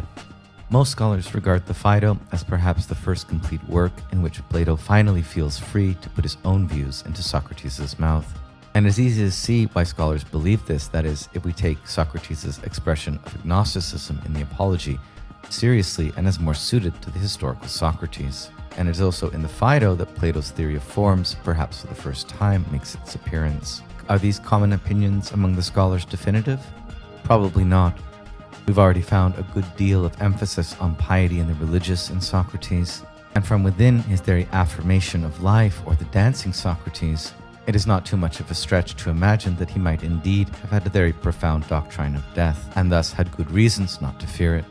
As the Phaedo begins, Socrates is imprisoned and bound in shackles, sentenced to be executed, and he's been in there longer than expected, because the Athenian state vowed not to conduct executions during the time of sending an envoy or theros to the island of Apollo. This delegation, being waylaid, can be considered the protection of Socrates during the period of his time in prison, and it is significant that the island which they visit is Delos, the birthplace of Apollo. In this way, it is the Delphic Apollo whose verdict on the wisdom of Socrates initiates his philosophical mission, and it is the birthplace of Apollo that for a while at least stays his execution. The dialogue is divided into 7 principal parts: prison scene, the opening conversation, the discussion of death, the discussion of the soul's immortality, and 3 arguments for it provided by Socrates: the argument from opposites, the argument from recollection, and the argument of the relation of the body to the soul. Next follows 2 significant objections to the immortality of the soul. What if the soul is just an attunement, like the harmony of bow and lyre? Indeed, even just the musical note that's struck, which has no independent existence of the instrument, as well as the argument that durability is not the same as immortality. Then follows a brief interlude in which faith in the conversation is reaffirmed. Socrates' beloved friends ceasing to weep over their fears of death and Socrates' death and the life that remains to them without him, and beginning to accept his answers to their objections, in which he argues that the soul is not an attunement and attempts a decisive demonstration of the theory of the forms. The dialogue ends with the myth of paradise as the destination of the soul. Evening comes, and Socrates drinks the hemlock and dies, his final words being, "O Crito, I owe Asclepius a rooster, make sure to pay the debt." Turning to the beginning, the prison conversation and Socrates' dream, we can see that the whole dialogue is under the protection of and instigated by the god Apollo. In the weeks leading up to his death, Apollo in fact came to Socrates in a dream, the god of shining light and music, and also of destruction and plague. appearing somewhat like the daimon here in order to give Socrates a warning. In the dream, the god Apollo says only this: "Socrates, practice and cultivate musicae." Socrates is at first befuddled by the dream, for in the past he imagined that it was bidding him to practice the music of philosophy, this being the highest kind of music, and I was doing that. But now he's not so sure. Aware that Apollo was delaying his execution, he wanted to make sure he obeyed the dream as best he could from prison by writing poetry. And he'd indeed been writing poems modeled on the fabulist Aesop, Aesop's fables being allegories that use animal metaphors to illustrate the ethical virtues and vices of human beings. The story of the scorpion and the frog, for example, is a variation of the farmer and the viper from Aesop's fables. In relating his dream, Socrates is sending a message to his friends, Evenus, who is puzzled by rumors that the philosopher has taken up the art of poetry, and he concludes, "Tell this to Evenus, Cebes, wish him well and bid him farewell, and tell him, if he is wise, to follow me, that is, into death, as soon as possible." Nietzsche will find here a trace of the wisdom of Silenus, the horseman flute player in the troupe of Dionysius, who, when he is caught sleeping after a festival by King Midas and asked what the meaning of life is, responds with a terrifying cackle, "O wretched ephemeral race, why do you compel me to tell you what would be most expedient for you not to hear? What is best of all is utterly beyond your reach, not to be born, not to be nothing. But second best for you, die soon." In the Phaedo, Cebes is aghast to hear Socrates talk in a similar pessimistic vein. How can death be such a great good for the philosopher of life affirmation? And he wonders if Socrates is even inciting Evenus to the self-violence of suicide. Socrates replies calmly, "Philosophers long for death, but are not suicidal about it. Furthermore, they cultivate, insofar as they philosophize, a nearness to death, and in an ultimate definition of philosophy, philosophy is nothing other than the preparation for death, where death is furthermore understood as the moment when the soul separates from the body and returns to perfect existence." Despite believing that death is preferable to life, Socrates does not endorse suicide. Instead, he gives an oddly powerful reason for staying with one's life. There is an explanation that is put in the language of the mysteries, that we are men in a kind of prison, and one must not free oneself in any way or run away. This is the Orphic doctrine of Somasema. The body is a prison. Could it be that Socrates was an Orphic? That seems to me an impressive doctrine and one not easy to understand. However, Cebes, this seems to me well expressed, that the gods are our guardian possessors and that men are one of their possessions, or do you not think so? Typical Socrates, taking the Orphic doctrine and deepening it. For Socrates, the human being is not only the plaything of capricious gods, but the guardian possessor with a human essence or form. It is for this reason that we must do no violence against ourselves. The pious Socrates, no doubt, strikes again. He goes on, now sounding a bit more Platonic, because the world of death is full of the recollection of actual reality, the world of the forms, that is, equality itself, beauty itself, justice itself. The soul of the philosopher, which has busied itself with recollecting these realities throughout life, is uniquely able to make the transition to the beyond. And in yet another allusion to traditional Greek religion and mystery initiation, Socrates compares himself and the philosopher to Dionysius, which here forms the textual basis for Nietzsche's later avowal that he is the last disciple of the philosopher Dionysius. In other words, a mask of Socrates.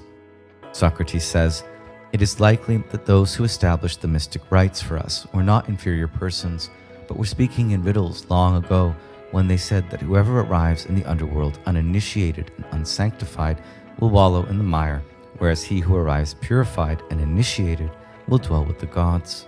Progress in philosophy, like Aristotle will say in the Lost Treatise on Philosophy, is thus akin to the progress of initiation into the mysteries. However, although many talk about the highest and most perfect initiations that a mortal soul can have, in truth, there are very few who have experienced them. As the saying goes, there are many who carry the thrasis, but the bacchants are few.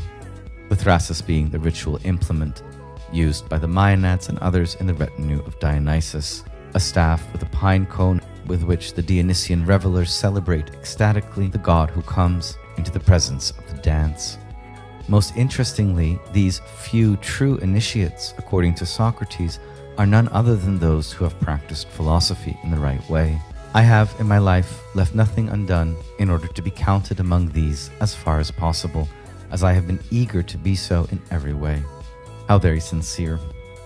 Reading these passages very carefully, Nietzsche will even go so far in unpublished notebooks as to suggest Plato's philosophy itself is a mask of Dionysus, which the substitution of logos for mythos can nowhere be found, rather in which the Dionysian and other myths of the Greeks are re-envisioned within the doctrines of life and death that, according to Nietzsche, Socrates indeed taught, initiating in an age of decline, world-denying spirit of philosophy, and the beginning of Western metaphysics as an emphasis on the world beyond. In simplified form, the argument from opposites goes like this. Opposites come to be only from opposites. Life is the opposite of death, so life comes to be through death. Life can come from death, however, only if the soul already exists without the body. The soul exists without the body only due to the death of a previous body. So the soul exists after death. Not a very convincing argument, but I'd love to see what some of the logicians in the class make of it. Moving through the other arguments, the objections, and then the counter-arguments, we arrive in, again, rough outline at the final argument concerning the immortality of the soul in the dialogue. 1. The soul can only bring life to the body into which it enters. 2. So the soul does not admit the opposite of life. The opposite of life is death, so the soul never admits death. So the soul is deathless. What is deathless is indestructible, so the soul is indestructible. Again, skipping over too much here and also the theory of the forms in more detail, you can see this argument as well is not very convincing. Many skilled interpreters and philosophers, when reading this dialogue, are drawn ineluctably to the Pythagorean thesis articulated by Simmias and Cebes, that the soul might indeed be nothing more than a harmony or effluvia of the body. And this is the direction that Aristotle will take to a large extent in his text De Anima, which he argues that the soul is nothing but the being of the living body. More on that in the weeks to come. Thank you everyone who got to the end of this longer video. From Socrates to Plato, and from the historical Socrates to the beginning of Plato's original philosophy. We've raised more questions than we can answer, insofar as there is no sure and tested method truly distinguishing various teachings of Plato from Socrates. I do recommend reading the Phaedo on your own, or perhaps writing your midterm paper on it, as it's a very powerful and helpful dialogue for gaining a basic introduction to Plato's philosophy. For the next 2 weeks, we'll be focusing more than previously on one significant whole philosophical text, that is the Republic, and I look forward to seeing you next week on the Republic, books 1 to 7. Have a great week.